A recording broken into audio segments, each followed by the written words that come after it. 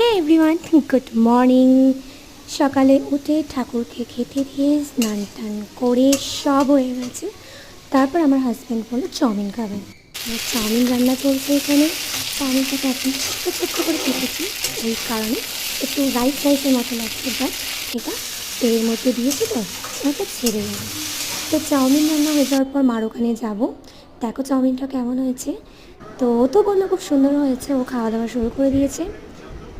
তো ওর খাওয়া হয়ে গেলে আমি বেরিয়ে পড়েছি মায়ের বাড়ির জন্য। তো এখানে রেশন দেওয়া হচ্ছে, দুয়ারের রেশন আমাদের।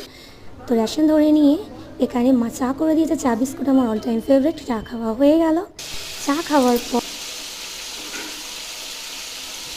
খাওয়ার পর বাড়িতে এসে কাটাকুটি শুরু করে দিয়েছি। চিংড়ি দিয়ে, আলু দিয়ে আর কুমড়ো দিয়ে তরকারি করবো, তো ওগুলোতে ভেজে রেখে দিয়েছি। তাছাড়া চিংড়ি ভাজা আমার হয়ে গেছে, আর চিংড়ি মাছের মধ্যে কী কী দেবো সেগুলো কাটাও হয়ে গেছে। আর করবো পেঁপে চচ্চড়ি, অল টাইম ফেভারিট পেঁপে, তাই পেঁপে চচ্চড়ি। তো তার সাথে আমার এবার দেখো ভালোভাবে আমি কষিয়ে নিয়েছি। কষিয়ে নেওয়ার পর যেহেতু ভেজে রেখেছিলাম তাই অনেকটাই তেল ছেড়েছে। কষিয়ে নেওয়ার পর আমি জল টল দিয়ে নিয়েছি, যেরকম অ্যাকচুয়ালি সবাই রান্না করে। তো আমি এইভাবেই নামিয়ে নেব, এর থেকে বেশি শোকাবো না। এটাই হাজব্যান্ডকে রাতে নাইটে দিয়ে দেবো, কারণ ও নাইটে যাচ্ছে তো ওই জন্য। আর এরপর আমি করলাটাকে তার সাথে যা যা দেওয়ার সব কিছু দিয়ে ভালো করে কষিয়ে নিচ্ছি। কষিয়ে নেওয়ার পর জল দেবো। এবার এখানে দেখো তোমরা বন্ধুরা কী অবস্থা, চারিদিকে স্যাঁত স্যাঁত, যেহেতু বৃষ্টি হচ্ছে না, বেডশিটটা কেচেছি।